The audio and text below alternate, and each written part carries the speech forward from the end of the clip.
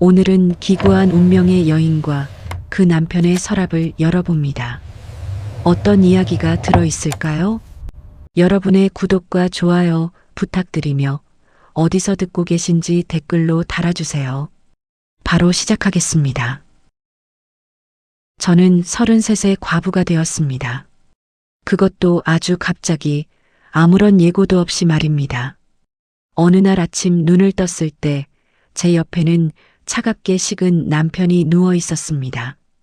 42살 건강했던 남편이 잠결에 심장마비로 세상을 떠났습니다.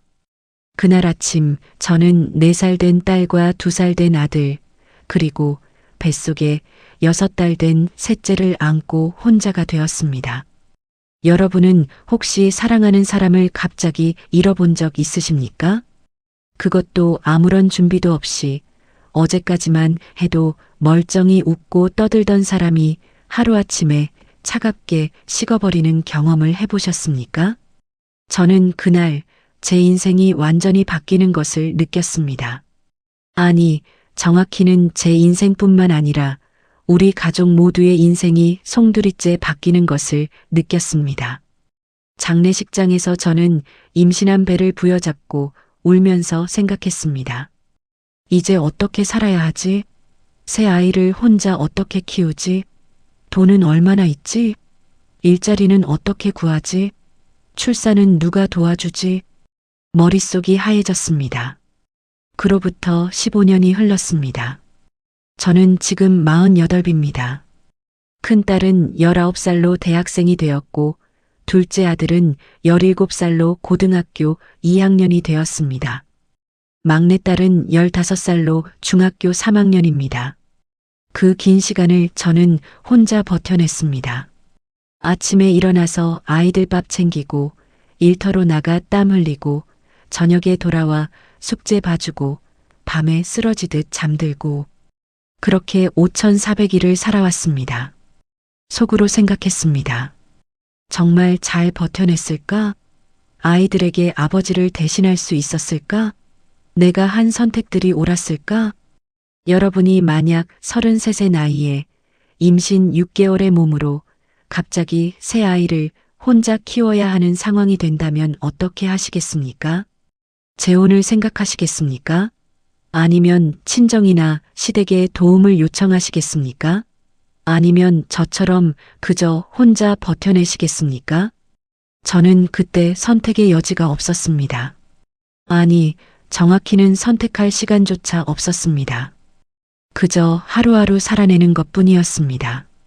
오늘을 버티면 내일이 오고 내일을 버티면 모레가 오는 그런 삶이었습니다. 속으로 생각했습니다. 지금 무너지면 안 돼. 이 아이들에게 나는 전부야. 내가 무너지면 아이들도 무너져. 그래서 저는 울지 않았습니다. 아니, 울 수 없었습니다. 아이들 앞에서 눈물을 보이면 안 된다고 생각했습니다. 엄마가 우는 모습을 보면 아이들이 불안해할 거라고 생각했습니다. 그래서 저는 웃었습니다. 억지로라도 웃었습니다. 괜찮아. 우리 잘 살 수 있어. 엄마가 있잖아. 그 말을 수없이 반복했습니다. 아이들에게도 저 자신에게도 오늘은 그 이야기를 해보려고 합니다. 혼자 아이 셋을 키운다는 것. 그것이 어떤 의미인지, 어떤 고통인지, 그리고 어떤 보람인지를 말입니다. 이 이야기가 혹시 지금 힘든 시간을 보내고 계신 분들께 작은 위로가 되길 바랍니다. 그리고 가족의 소중함을 다시 한번 느끼는 계기가 되길 바랍니다. 그럼 이제 시작하겠습니다. 15년 전 그날 밤으로 돌아가겠습니다. 그날은 2010년 3월 12일 금요일이었습니다. 지금도 그 날짜를 또렷하게 기억합니다.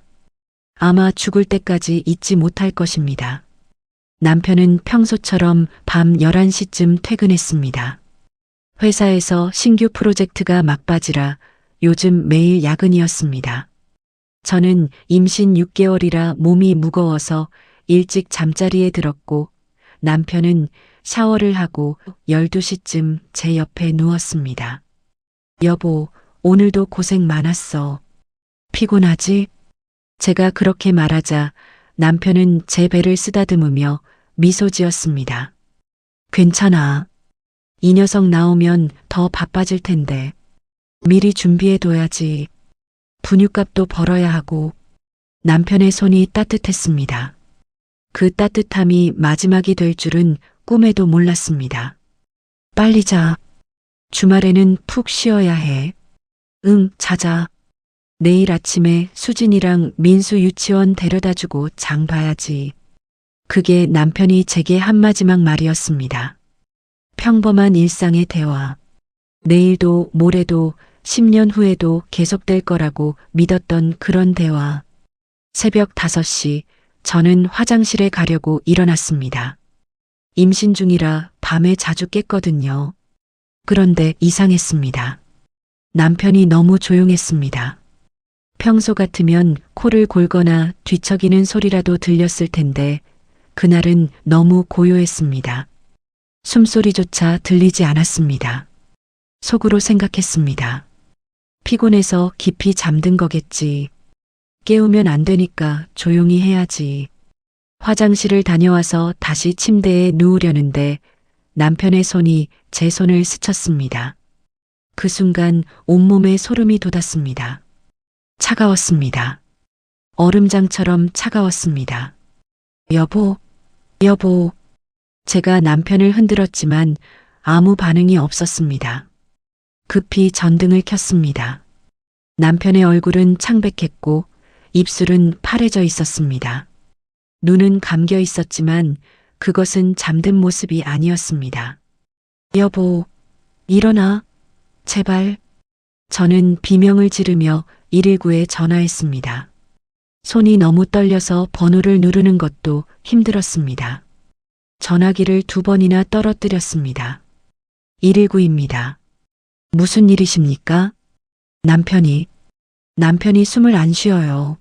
차가워요. 주소가 어떻게 되십니까? 지금 심폐소생술 하실 수 있으세요? 응급구조사가 전화로 심폐소생술을 지시했습니다. 하지만 임신한 몸으로 남편의 가슴을 제대로 압박할 수가 없었습니다. 배가 걸렸습니다. 더 세게 누르세요. 못하겠어요. 배가. 여러분은 사랑하는 사람을 살리고 싶은데 몸이 따라주지 않는 절망감을 아십니까? 저는 그때 제 자신이 너무 미워졌습니다. 임신한 제 몸이 원망스러웠습니다. 속으로 생각했습니다. 왜 나는 아무것도 할 수 없지? 왜 이렇게 무력하지? 구급차가 도착했을 때 이미 남편은 차가워진 지 오래였습니다. 구급대원들이 심폐소생술을 시도했지만 소용없었습니다. 부인, 이미 사망하신 것 같습니다. 시간이 꽤 지난 것 같아요. 아니에요. 어제까지만 해도 멀쩡했는데 어떻게 이럴 수가 있어요? 저는 주저앉았습니다. 다리에 힘이 풀렸습니다. 세상이 무너지는 것 같았습니다. 그 소란에 아이들이 깼습니다. 4살 된 수진이가 방문을 열고 나왔습니다. 눈을 비비며 울먹이는 목소리로 물었습니다. 엄마, 왜 이렇게 시끄러워? 아빠 왜 그래? 저는 뭐라고 대답해야 할지 몰랐습니다. 2살 된 민수는 수진이 뒤에서 엄마 치마폭에 매달려 울기만 했습니다. 괜찮아. 아빠가 좀 아프셔서 병원 가시는 거야. 거짓말이었습니다. 하지만 그 순간 저는 진실을 말할 용기가 없었습니다. 속으로 생각했습니다. 이게 꿈이길, 제발 꿈이길 바랐습니다. 눈 뜨면 남편이 옆에서 코골며 자고 있길 바랐습니다. 하지만 그것은 꿈이 아니었습니다. 잔인한 현실이었습니다. 병원 응급실에서 의사는 담담하게 말했습니다.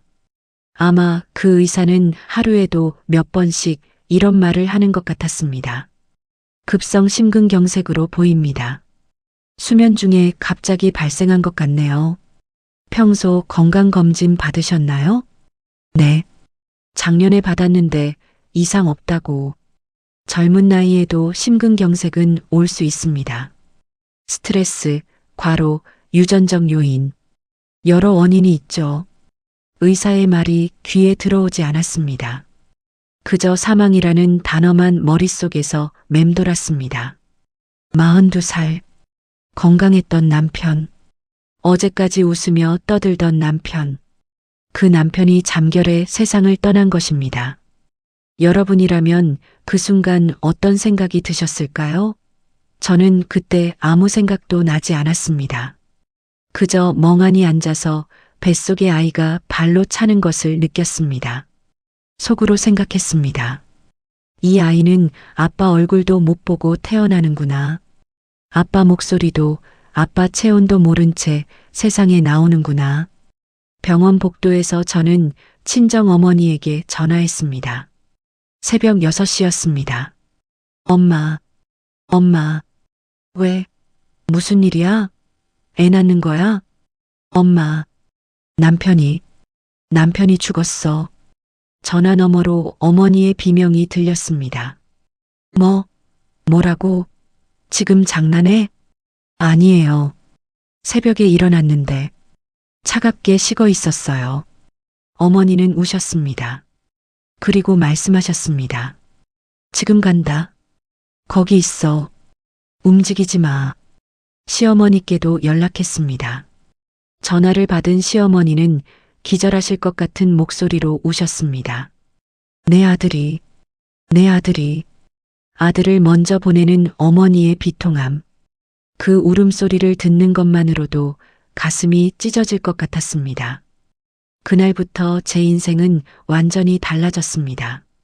아니, 제 인생뿐만 아니라 우리 가족 모두의 인생이 달라진 것입니다. 장례식장으로 가는 구급차 안에서 저는 임신한 배를 어루만지며 생각했습니다. 이제 어떻게 해야 하지? 혼자서 이 아이들을 어떻게 키우지? 돈은? 일은? 육아는? 그런데 그때 옆에 앉은 수진이가 제 손을 꼭 잡으며 말했습니다. 엄마, 나 착한 아이 할게. 안 울게.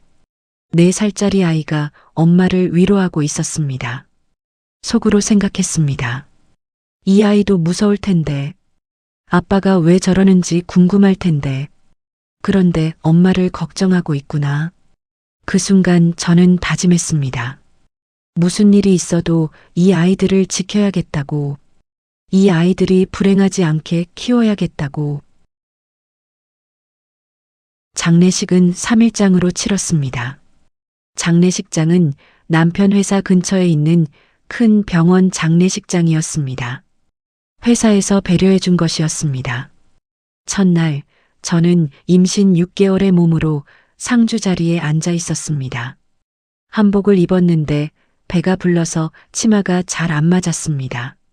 앉아 있는 것만으로도 허리가 아팠습니다. 하지만 일어날 수도 없었습니다. 조문객들이 끊임없이 들어왔습니다. 남편 회사 동료들, 친척들, 친구들, 동네 사람들, 모두들 안타까워하며 위로해줬습니다.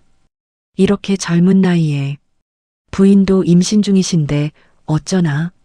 아이가 셋이나 되는데 뱃속에 있는 아이는 아빠 얼굴도 못 보겠네. 앞으로 어떻게 사시려고? 조문객들의 수군거림이 들렸습니다. 그 말들이 마치 제 심장에 못을 박는 것처럼 아팠습니다. 속으로 생각했습니다. 저 사람들은 위로하는 거겠지만 저에게는 채찍질처럼 느껴졌습니다. 수진이와 민수는 빈소 한쪽에서 친정어머니가 돌봐주셨습니다. 수진이는 계속 물었습니다. 할머니, 아빠 언제 일어나?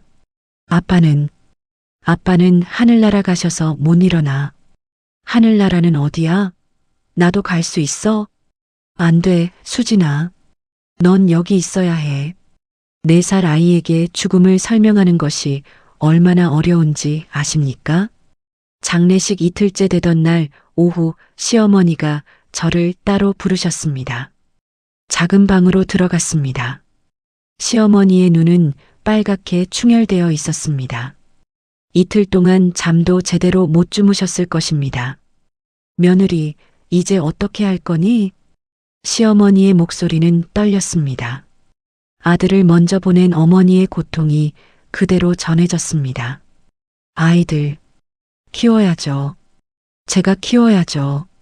제가 떨리는 목소리로 대답하자 시어머니가 긴 한숨을 쉬셨습니다. 집은 전세고 저축도 별로 없을 텐데. 보험은 있니? 우리 아들이 보험이라도 드러났으면 좋으련만. 네, 어머니. 종신보험이 있어요. 한 5천만 원 정도 나올 것 같아요. 5천만 원. 시어머니는 말을 잇지 못했습니다.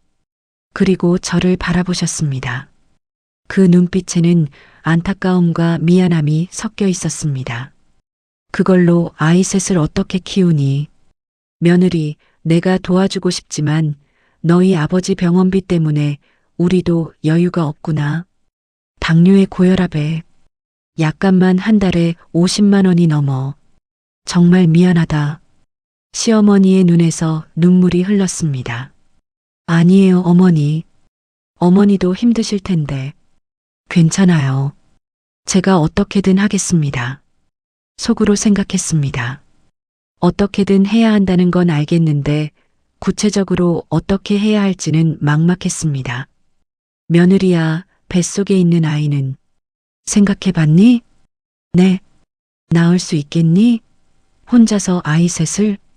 시어머니의 말씀에 가슴이 철렁했습니다. 설마 아이를 지우라는 말씀은 아니겠지요? 어머니, 이 아이는 남편이 남긴 마지막 선물이에요. 낳을 거예요. 그래. 그래야지. 우리 아들의 핏줄인데. 잘 낳아라. 건강하게 낳아야 해. 시어머니는 제 손을 꼭 잡으셨습니다. 여러분은 이런 상황에서 어떤 선택을 하시겠습니까? 현실을 보고 냉정하게 판단하시겠습니까? 아니면 마음을 따라 아이를 지키시겠습니까? 그날 저녁 친정 어머니는 더 직설적이셨습니다. 빈소박 복도에서 저를 붙잡고 말씀하셨습니다. 애들을 어떻게 키우려고 그래? 돈이 얼마나 드는데. 분유가, 기저귀가, 어린이집비. 생각해 봤니? 엄마, 저 일하면 돼요. 일을 해? 임신한 몸으로 무슨 일을 해? 그리고 애 낳고 나서는 누가 애를 봐줘? 내가 봐줄까? 나도 나이가 있는데 애 셋을 어떻게 봐? 어머니의 말씀이 틀린 것은 아니었습니다. 모든 게 현실적인 문제였습니다. 그러니까 뱃속에 있는 애는 지울 수는 없겠니? 엄마, 저는 깜짝 놀라서 소리쳤습니다. 복도에 있던 사람들이 저희를 쳐다봤습니다. 이미 6개월인데 어떻게 그런 말씀을 하세요? 이게 사람 목숨이에요. 나도 알아. 하지만 현실을 봐야지. 내가 쓰러지면 어떡하려고? 남편 없는 애들이 어떻게 크는지 알아? 내가 어렸을 때 동네에 과부집 애들 봤어. 얼마나 힘들게 사는데. 엄마, 그 시대랑 지금은 달라요. 달라도 너무 달라. 그때는 친척들이라도 도와줬어. 지금은 누가 도와줘? 시댁도 친정도 여유 없잖아. 어머니의 목소리가 높아졌습니다. 그리고 낮은 목소리로 말씀하셨습니다. 엄마 말 듣고 애 지워. 그리고 재혼해. 젊은데 평생 혼자 살 거야? 저는 고개를 저었습니다. 눈물이 흘렀습니다. 이 아이는 남편이 남긴 마지막 선물이에요. 포기할 수 없어요. 그리고 재혼은 생각도 없어요. 엄마, 저 혼자 할 수 있어요. 아니, 해야 해요. 이 아이들한테는 엄마밖에 없어요. 어머니는 한숨을 크게 쉬셨습니다. 그리고 저를 꼭 안아주셨습니다. 그래.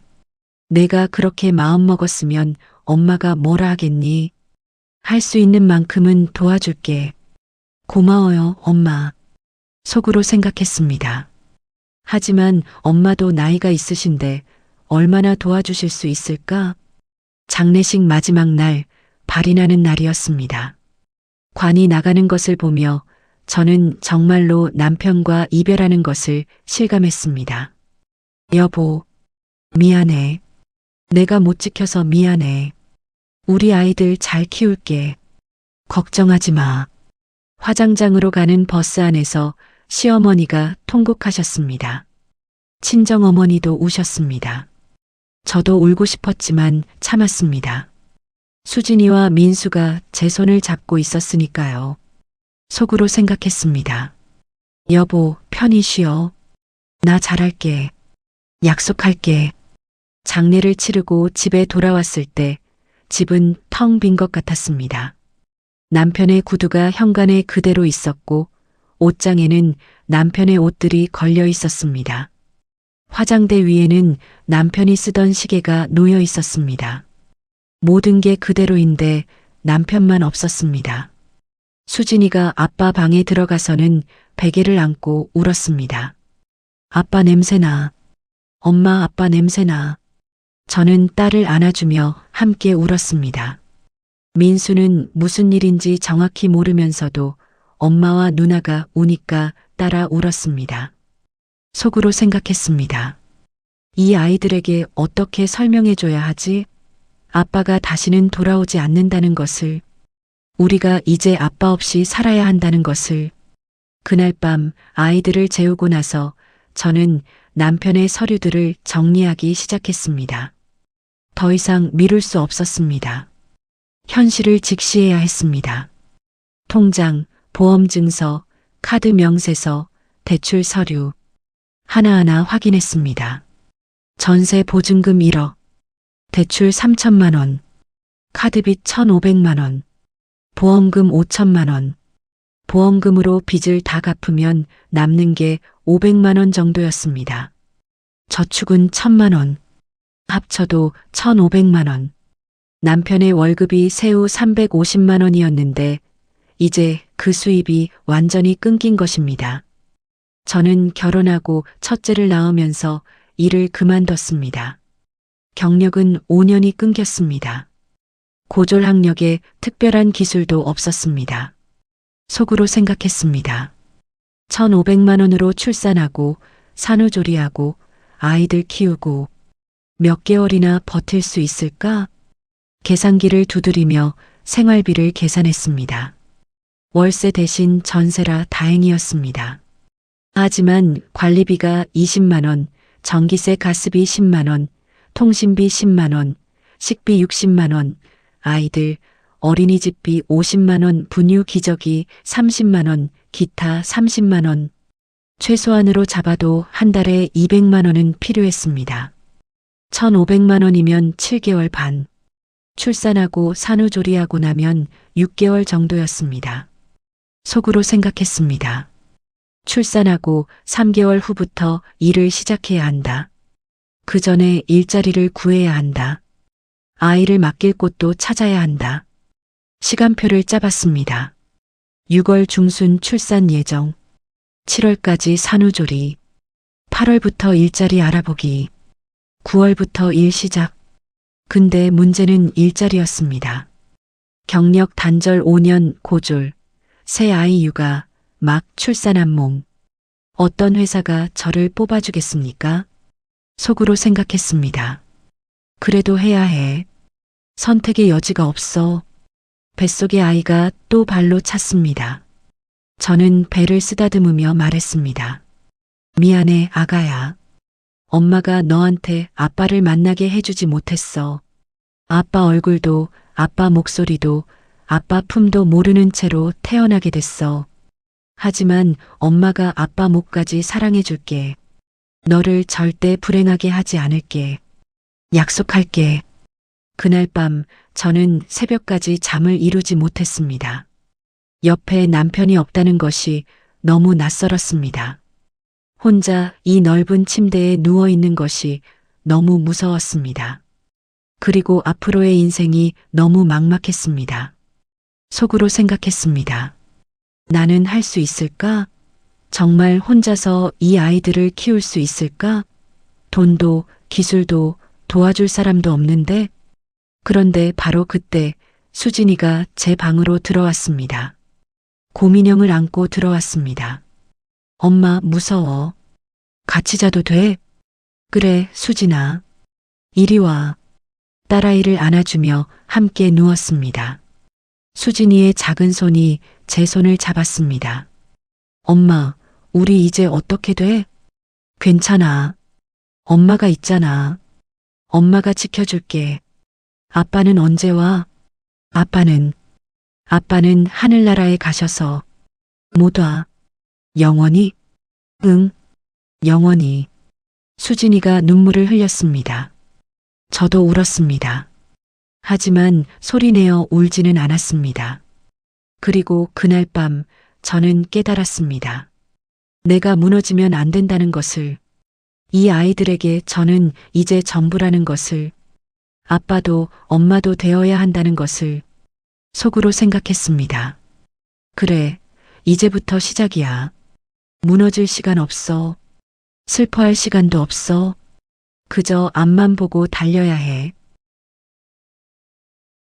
출산 예정일은 6월 15일이었습니다. 그 전까지 3개월 동안 저는 마치 로봇처럼 움직였습니다. 감정을 죽이고 그저 해야 할 일들을 했습니다. 아침 7시에 일어나 수진이를 유치원에 보내고 민수를 어린이집에 맡기고 집에 돌아와 청소하고 빨래하고 저녁을 미리 준비했습니다. 그리고 오후에 아이들을 데리러 가서 저녁을 먹이고 재웠습니다. 남편의 빈자리를 느낄 틈도 없이 바쁘게 움직였습니다. 속으로 생각했습니다.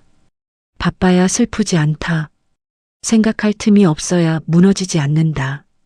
친정어머니가 출산 한 달 전부터 와서 도와주셨습니다.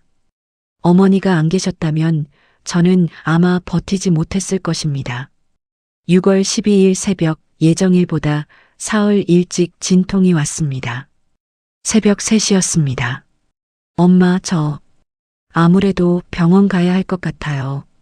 친정어머니가 급히 일어나셨습니다. 지금 진통 간격이 어떻게 돼? 10분마다. 그럼 빨리 가야지.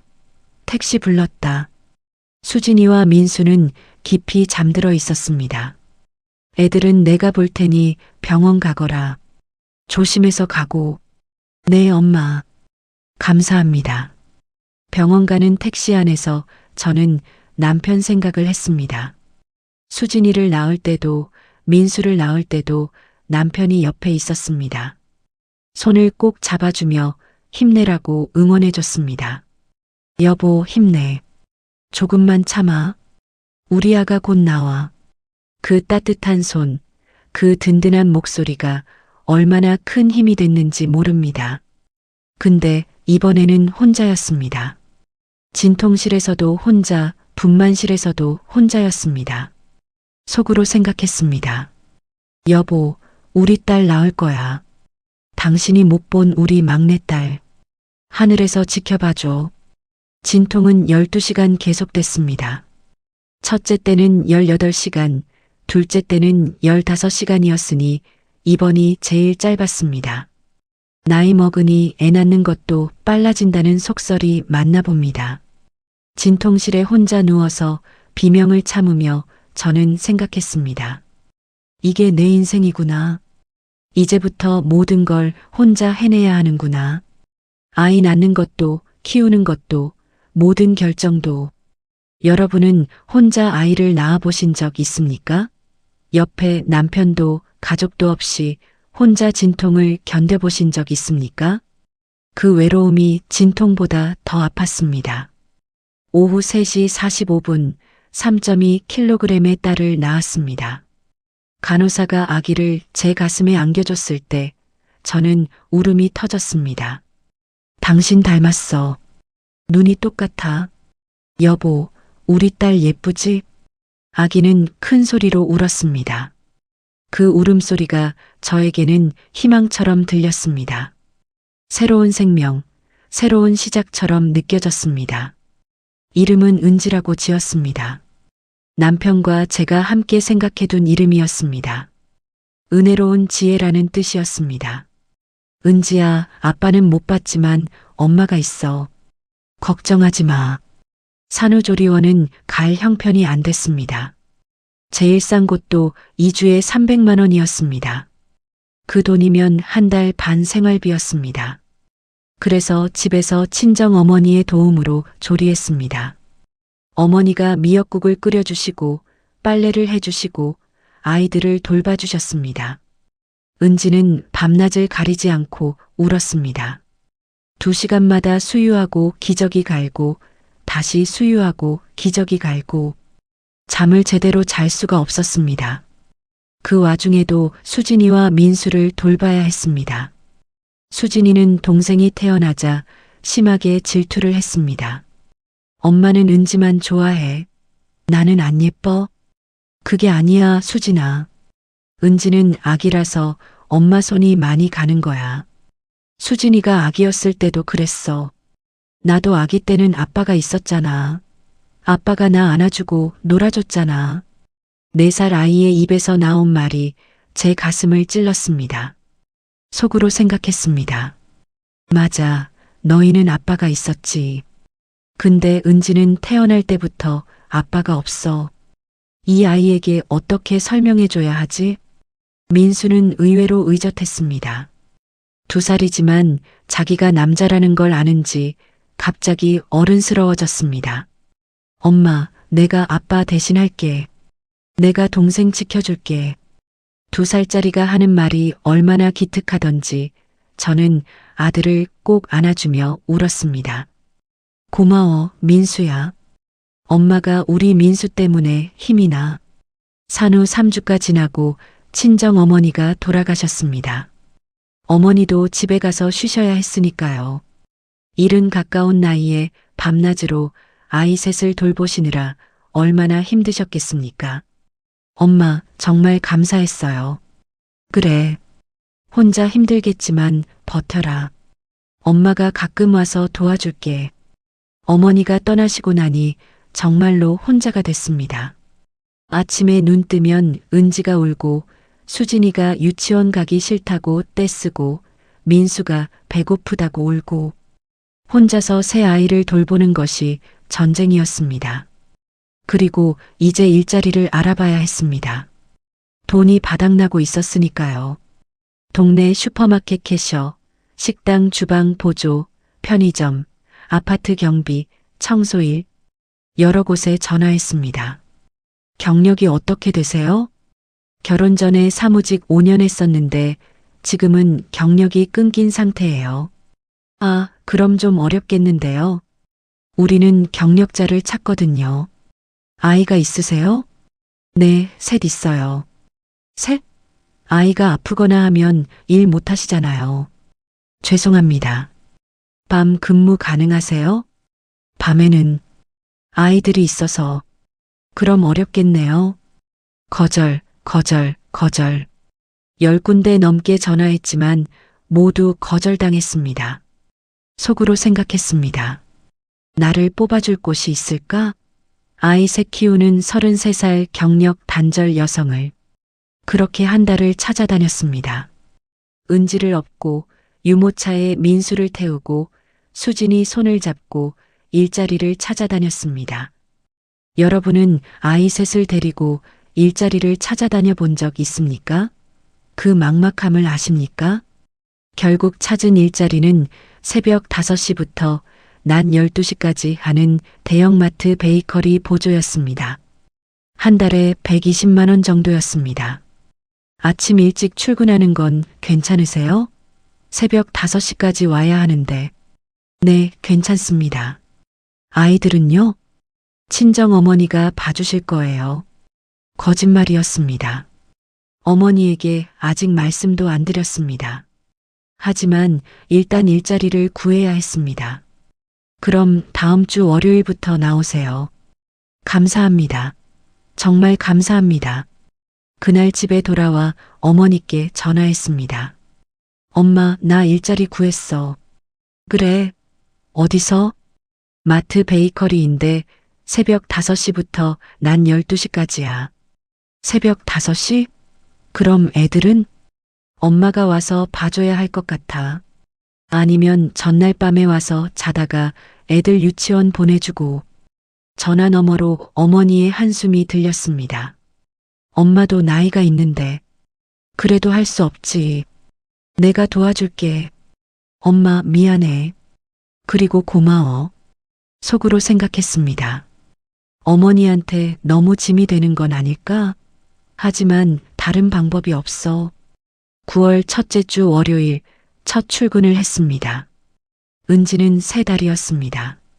새벽 4시 반에 일어나 은지에게 수유를 했습니다.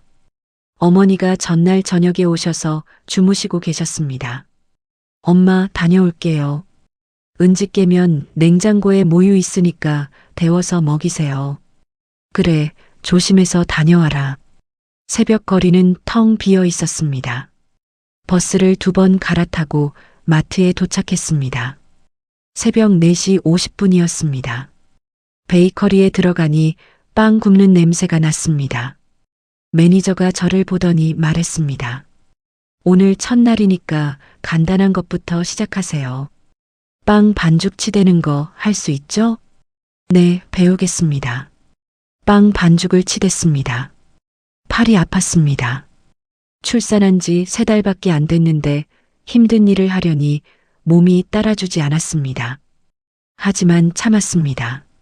이 일자리를 잃으면 안 됐으니까요. 오전 내내 빵을 굽고 진열하고 손님 응대하고 쉴 틈이 없었습니다.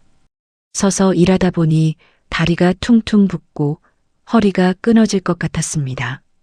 난 12시 퇴근했습니다. 급히 집에 돌아왔습니다. 어머니가 지쳐 계셨습니다. 은지가 오늘 종일 울었어. 잠도 안 자고. 나 이제 못하겠다. 엄마, 죄송해요. 제가 할게요. 내가 일하느라 힘들 텐데. 에휴. 어머니는 그날로 돌아가셨습니다. 그리고 이틀에 한 번씩만 와주시기로 했습니다. 그럼 이틀에 한 번은 제가 혼자 모든 걸 해야 했습니다. 새벽 4시 반에 일어나 출근 준비를 했습니다. 은지에게 수유하고 냉장고에 수진이와 민수 아침을 준비해두고 유치원 갈 옷을 꺼내두고 부랴부랴 마트로 갔습니다. 난 12시에 퇴근해서 집에 돌아오면 은지가 울고 있었습니다. 수진이와 민수는 배고프다고 떼썼습니다. 은지를 돌보고 수진이가 유치원에서 돌아오면 간식을 챙겨주고 민수와 놀아주고 빨래하고 저녁을 준비했습니다. 밤 9시에 아이들을 재우고 나면 11시였습니다. 설거지하고 다음날 준비하고 은지 수유하고 잠드는 시간은 자정. 그리고 새벽 4시 반에 다시 일어났습니다. 하루 4시간 반 수면.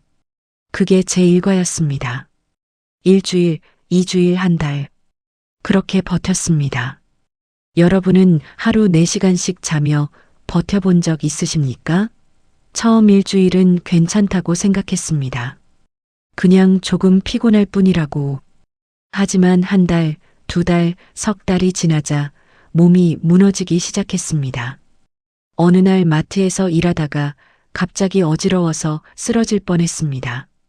빵을 오븐에서 꺼내다가 눈앞이 캄캄해졌습니다. 괜찮으세요? 매니저가 급히 달려와 저를 부축했습니다. 죄송합니다. 괜찮습니다. 얼굴이 너무 안 좋은데 좀 쉬세요. 휴게실 가서. 아니에요, 괜찮아요. 일해야 해요. 아니, 쉬어야 해요. 이러다 큰일 나요. 휴게실에 가서 10분 정도 누워 있었습니다. 그리고 생각했습니다. 속으로 생각했습니다. 이러다가 내가 쓰러지면 어떡하지? 아이들은 누가 키우지?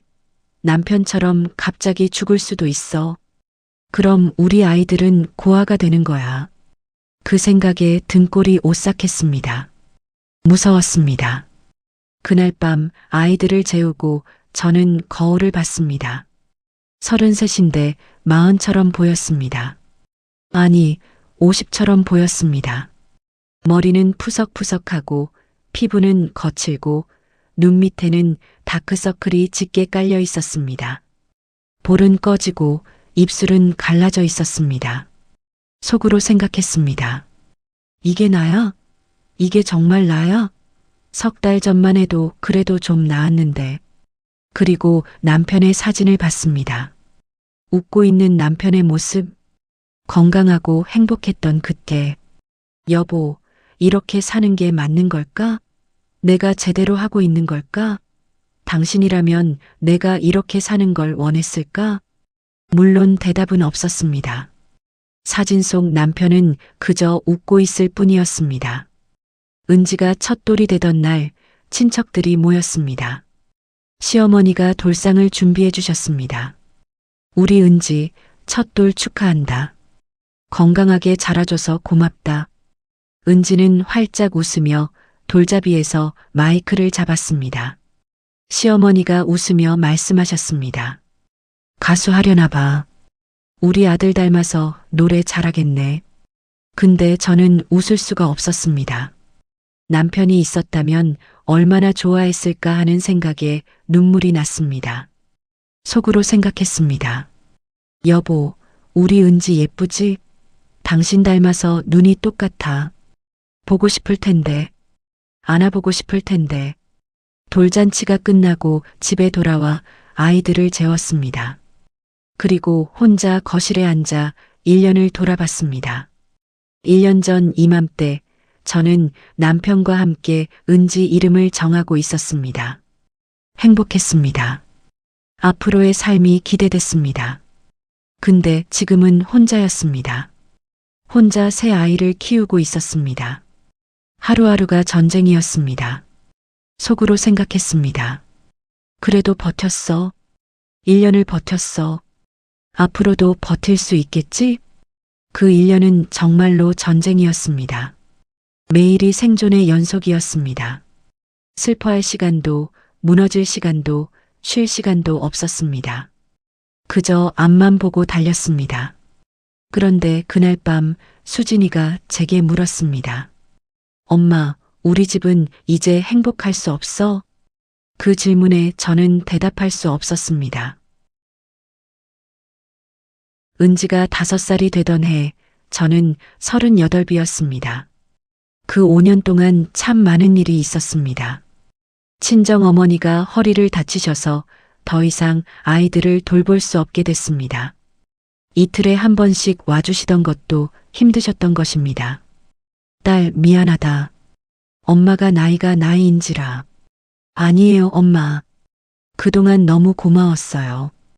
이제 제가 혼자 할게요. 그래서 저는 베이커리 일을 그만뒀습니다. 새벽 근무는 이제 불가능했습니다. 아이들을 혼자 남겨둘 수 없었으니까요.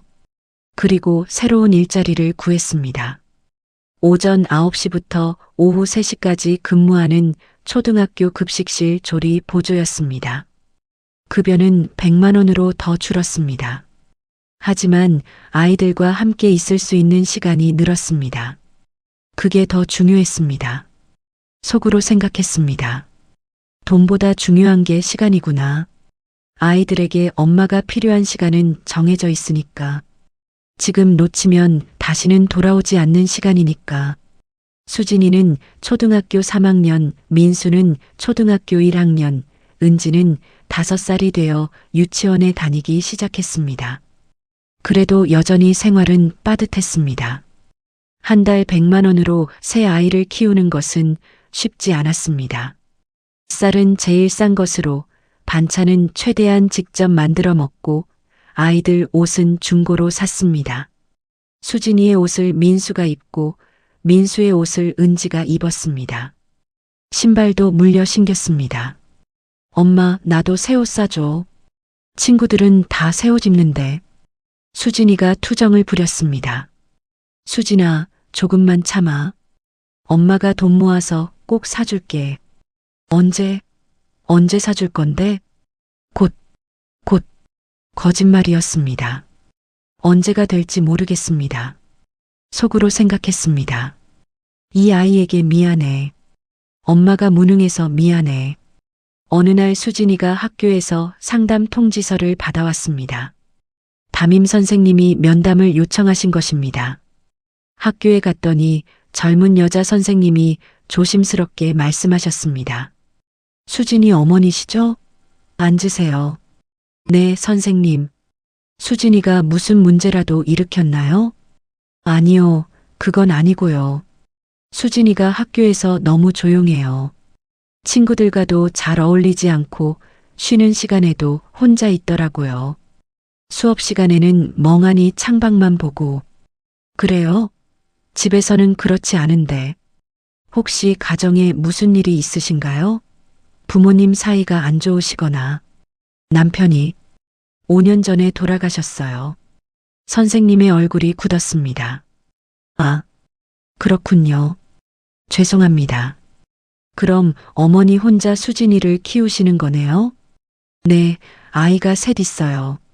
수진이가 첫째고요. 아, 그럼 수진이가 많이 힘들겠네요. 친구들이 아빠 이야기할 때 수진이가 굉장히 힘들어하는 것 같아요. 얼마 전에는 화장실에서 혼자 우는 걸 봤어요. 가슴이 철렁했습니다. 그랬어요? 제가 몰랐네요. 어머니도 혼자 키우시느라 힘드시겠지만 수진이한테 좀 더 관심을 가져주셔야 할 것 같아요. 상담이 필요할 것 같습니다.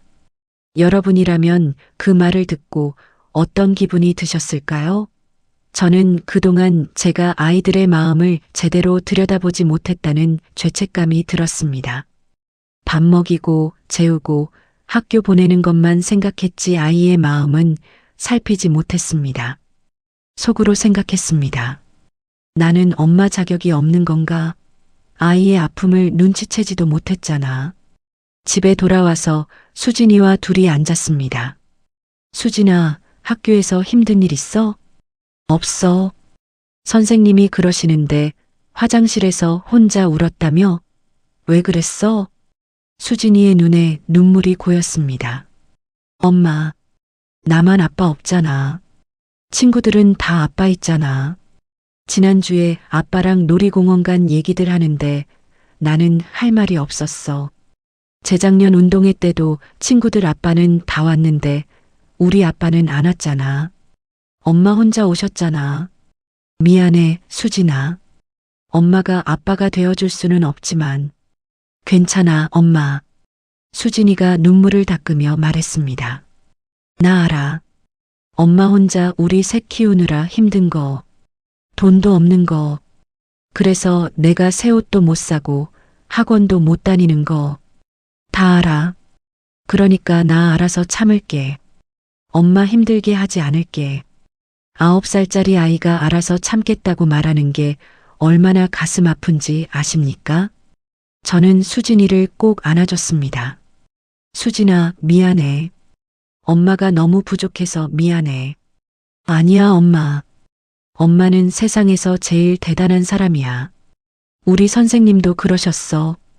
혼자 아이 셋 키우는 건 정말 대단한 거라고 속으로 생각했습니다. 이 아이에게 너무 많은 걸 요구한 건 아닐까? 엄마 혼자라서 참아야 한다고 너무 일찍 철들게 만든 건 아닐까? 그날 밤 저는 남편의 유품 상자를 꺼냈습니다. 5년 동안 열어보지 않았던 상자였습니다. 남편의 시계, 지갑, 넥타이, 그리고 남편이 썼던 다이어리가 있었습니다. 다이어리를 펼쳤더니 남편의 필체가 보였습니다. 2010년 3월 1일, 수진이 유치원 입학. 우리 딸 정말 예쁘게 컸다. 아침에 유치원 가방 메고 가는 모습 보니까 뭉클했다. 민수도 건강하게 자라고 있고, 올해 안에 셋째 계획. 아이들에게 좋은 아빠가 되어야지. 더 열심히 일해서 큰 집으로 이사 가자. 눈물이 흘렀습니다. 남편은 좋은 아빠가 되고 싶었던 거였습니다. 아이들에게 더 좋은 환경을 만들어주고 싶었던 거였습니다. 하지만 그 기회조차 갖지 못하고 떠났습니다. 속으로 생각했습니다. 여보, 나 잘하고 있는 거 맞지? 아이들 잘 키우고 있는 거 맞지? 당신이 보기에 나는 괜찮은 엄마야? 다음 날 저는 결정했습니다. 돈이 많이 들더라도 아이들과 함께 여행을 가기로. 5년 동안 한 번도 여행을 가본 적이 없었습니다. 얘들아, 이번 주말에 우리 바다 보러 갈까? 진짜요? 엄마, 바다? 수진이의 얼굴이 환해졌습니다. 민수와 은지도 좋아서 뛰어다녔습니다. 근데 엄마, 돈은 괜찮아? 9살 아이가 돈 걱정을 합니다. 괜찮아. 엄마가 저축한 돈 있어. 우리 재미있게 놀다 오자. 사실 저축한 돈은 없었습니다. 그냥 이번 달 생활비를 아껴 쓰기로 한 것입니다. 주말에 강릉으로 갔습니다. 차가 없어서 기차를 탔습니다. 기차표만 해도 왕복 15만 원이었습니다. 숙소는 제일 싼 모텔을 잡았습니다. 하루 4만 원짜리였습니다. 그래도 아이들은 너무 좋아했습니다. 기차 타는 것만으로도 신이 났습니다. 엄마, 기차 빨라. 우와. 강릉역에 도착해서 버스를 타고 바다로 갔습니다. 정동진 해변이었습니다. 바다를 보는 순간 아이들은 소리쳤습니다. 엄마, 바다다. 진짜 바다다. 은지는 처음 보는 바다에 신이 나서 파도를 피하며 놀았습니다. 수진이와 민수는 조개를 주우며 웃었습니다. 엄마, 이거 봐. 조개. 엄마, 나는 이거. 아이들의 웃음소리가 파도 소리와 섞였습니다. 그 모습을 보며 저는 깨달았습니다. 속으로 생각했습니다. 아이들에게 필요한 건 돈이 아니라 함께하는 시간이라는 것을, 웃을 수 있는 추억이라는 것을, 엄마가 자기들을 사랑한다는 확신이라는 것을, 모래찜질도 하고 파도에 발 담그고 소라줍고 그렇게 하루 종일 놀았습니다. 저녁에는 횟집에 가서 회덮밥을 먹었습니다. 제일 싼 회덮밥이었지만 아이들은 맛있다고 했습니다. 엄마, 이거 진짜 맛있어. 엄마도 먹어봐. 모텔로 돌아와서 아이들과 함께 라면을 끓여 먹었습니다. 모텔방에서 네 식구가 둘러앉아 먹는 라면이 그렇게 맛있었습니다. 여러분은 가난해도 행복할 수 있다고 생각하십니까? 저는 그날 깨달았습니다. 돈이 없어도 웃을 수 있다는 것을, 함께 있으면 행복할 수 있다는 것을. 엄마, 우리 다음에 또 와요. 약속? 그래, 수진아. 꼭 다시 오자. 약속? 그날 밤 아이들이 잠든 후 저는 혼자 모텔 베란다에 나가 바다를 봤습니다. 파도 소리가 들렸습니다. 별이 쏟아질 것 같았습니다. 속으로 생각했습니다. 여보, 우리 잘 살고 있어. 힘들지만 우리 잘 버티고 있어. 아이들 웃는 모습 봤어? 예쁘지? 우리 아이들 정말 잘 컸어. 5년이 지나며 저도 아이들도 조금씩 자랐습니다. 남편의 빈자리는 여전히 컸지만 그 빈자리를 서로의 사랑으로 조금씩 채워가고 있었습니다. 민수가 어느 날 제게 말했습니다. 엄마, 내가 크면 엄마 효도할 거야. 아빠 못한 것까지. 엄마 아프지 않게 해줄 거야. 여러분은 7살 아이가 이런 말을 한다면 어떤 기분이 드시겠습니까? 저는 아들을 안아주며 또 울었습니다. 고마워, 민수야. 엄마는 우리 민수가 건강하게만 자라줘도 그걸로 충분해. 그리고 은지는 남편을 전혀 기억하지 못했습니다. 당연했습니다. 태어날 때부터 아빠가 없었으니까요. 엄마, 우리 아빠는 어떻게 생겼어? 사진을 보여주며 설명했습니다. 은지 닮았어. 눈이 똑같아. 여기 봐. 눈매가 똑같지? 그럼 아빠는 언제 와? 언제 집에 와? 아빠는 하늘나라에 계셔. 거기서 우리를 지켜보고 계셔. 하늘나라는 어디야? 거기 가면 아빠 볼 수 있어? 응. 나중에. 아주 나중에 볼 수 있어. 5살 아이에게 죽음을 어떻게 설명해야 할지 몰랐습니다. 속으로 생각했습니다. 이 아이는 아빠가 없는 게 당연한 삶을 살고 있구나. 그게 제일 안타까웠습니다. 그래도 우리는 함께 웃고, 함께 울고, 함께 성장하고 있었습니다. 가난했지만 사랑은 있었습니다. 힘들었지만 희망은 있었습니다. 그리고 저는 다짐했습니다. 앞으로 10년을 더 버티자. 아이들이 다 클 때까지. 그때까지만 버티면 돼. 그런데 그날 민수가 물었습니다. 엄마, 우리 언제쯤 아빠 없어도 괜찮아질까? 은지가 15이 되던 해 저는 48이 되었습니다. 수진이는 19으로 대학교 1학년이 되었고 민수는 17으로 고등학교 2학년이 되었습니다. 은지는 중학교 3학년이었습니다. 15년. 참으로 긴 시간이었습니다. 저는 지금 동네 슈퍼마켓에서 일하고 있습니다. 학교 급식실 일을 10년 하다가 작년에 그만뒀습니다. 아이들이 다 커서 이제 시간 맞춰 일할 필요가 없어졌거든요. 슈퍼마켓은 오전 9시부터 오후 6시까지입니다. 월급은 200만 원 정도입니다. 넉넉하지는 않지만 아이들도 아르바이트를 하며 학비를 벌고 장학금도 받아서 어떻게든 버티고 있습니다. 속으로 생각했습니다. 15년을 정말 잘 버텼구나. 여기까지 왔구나. 얼마 전 수진이 대학 입학식이 있었습니다. 저는 이를 반차 내고 갔습니다. 수진이는 지방국립대학교에 장학금을 받고 입학했습니다. 등록금 걱정을 덜 수 있어서 얼마나 다행인지 모릅니다. 캠퍼스에는 부모님과 함께 온 신입생들이 많았습니다. 아버지와 어머니가 양옆에서 딸, 아들 사진을 찍어주는 모습들, 행복한 가족들. 순간 남편 생각이 났습니다. 속으로 생각했습니다. 여보, 우리 수진이 대학생 됐어.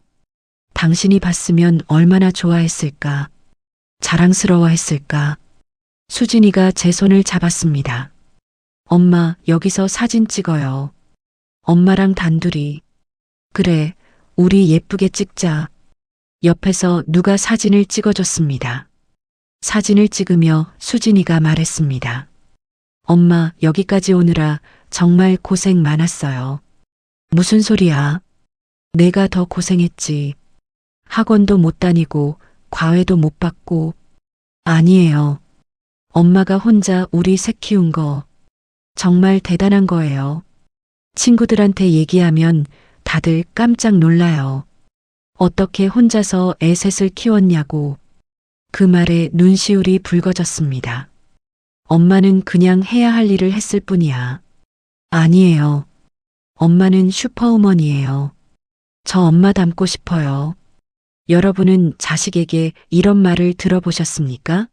15년의 고생이 그 한마디에 다 보상받는 기분이었습니다. 민수는 올해 수능을 칩니다. 공부를 정말 열심히 합니다. 새벽 5시에 일어나서 공부하고 밤 12시까지 책상에 앉아 있습니다. 엄마, 나 의대 가고 싶은데 돈이 너무 많이 들지? 공부 열심히 해서 장학금 받으면 되지. 엄마가 어떻게든 할게. 그럼 나중에 의사 되면 엄마 호강시켜줄게. 큰 집 사드리고 여행도 보내드리고. 속으로 생각했습니다. 이 녀석도 참 의젓하게 컸구나. 어느새 이렇게 큰 아이가 됐네. 민수야, 내가 건강하게만 자라줘도 그걸로 충분해. 엄마는 내가 하고 싶은 거 하면서 행복하게 사는 게 제일 중요해. 아니에요, 엄마. 아빠가 못한 거 내가 할 거예요. 엄마 힘들게 하지 않을 거예요. 은지는 요즘 미술에 관심이 많습니다. 그림을 그리는 걸 좋아하고 장래 희망이 디자이너래요. 엄마, 나 미대 가도 돼? 그럼 내가 하고 싶은 거 해야지. 근데 미대는 돈이 많이 든다던데. 화구도 비싸고 입시 준비도 비싸고. 걱정하지 마. 엄마가 어떻게든 할게. 내가 하고 싶은 거 하는 게 제일 중요해. 사실 걱정이 안 되는 건 아닙니다. 아직도 매달 생활비를 맞추기 빠듯합니다.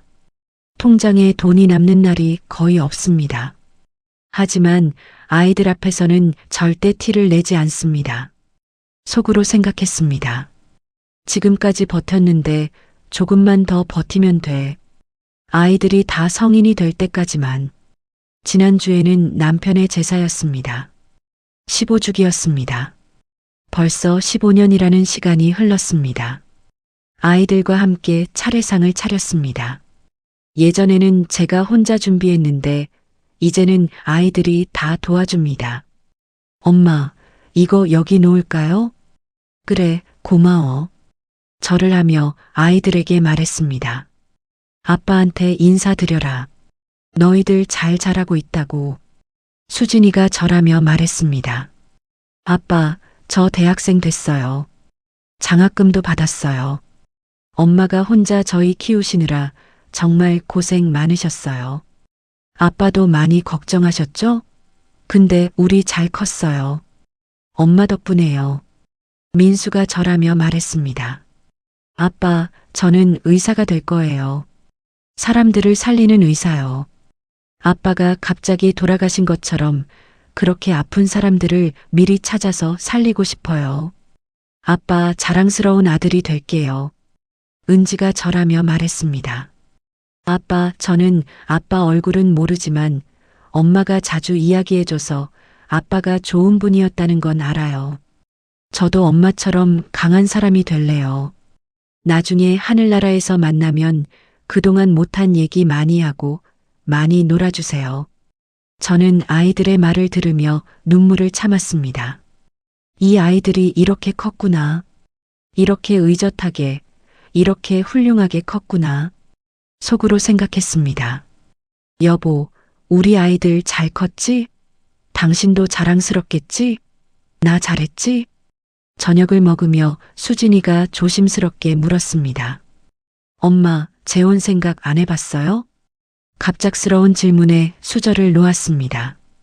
왜 갑자기 그런 얘기를 하니? 엄마도 인생이 있잖아요. 혼자 사시기 외로우실 텐데. 저희 때문에 참고 계신 거 아니에요? 저는 고개를 저었습니다. 엄마는 괜찮아. 너희들이 있잖아. 그래도요.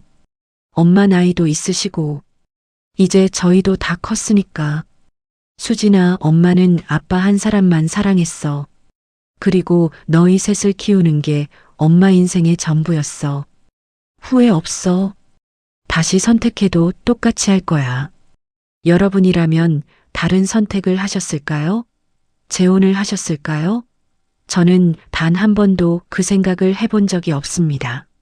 남편 하나로 충분했고 아이들을 키우는 것으로 제 삶이 충만했습니다. 그리고 엄마는 외롭지 않아. 너희들이 있으니까. 너희들이 엄마한테는 전부야. 요즘 저는 종종 남편 꿈을 꿉니다. 꿈에서 남편은 항상 젊은 모습으로 웃고 있습니다. 당신 혼자 고생 많았어. 정말 수고했어. 아이들 잘 키워줘서 고마워. 꿈에서 깨면 베개가 눈물로 젖어 있습니다. 속으로 생각했습니다. 여보, 보고 싶어. 정말 보고 싶어. 하지만 나 잘 버텼지? 우리 약속 지켰지? 15년을 혼자 버텼습니다. 무너질 것 같을 때도 많았습니다. 포기하고 싶을 때도 많았습니다. 아이들 울음소리에 같이 울고 싶었고 힘들 때 기댈 어깨가 필요했습니다. 하지만 아이들 때문에 버텼습니다. 남편이 남기고 간 새 아이를 지켜야 한다는 책임감으로 버텼습니다. 그리고 이제 조금씩 보상을 받고 있습니다. 아이들이 이렇게 잘 자라준 것이 가장 큰 보상입니다. 엄마 사랑해요. 은지가 갑자기 안기며 말했습니다. 엄마도 사랑해, 은지야. 그 순간 저는 깨달았습니다. 이게 행복이구나. 이게 바로 제가 15년 동안 바라던 것이구나.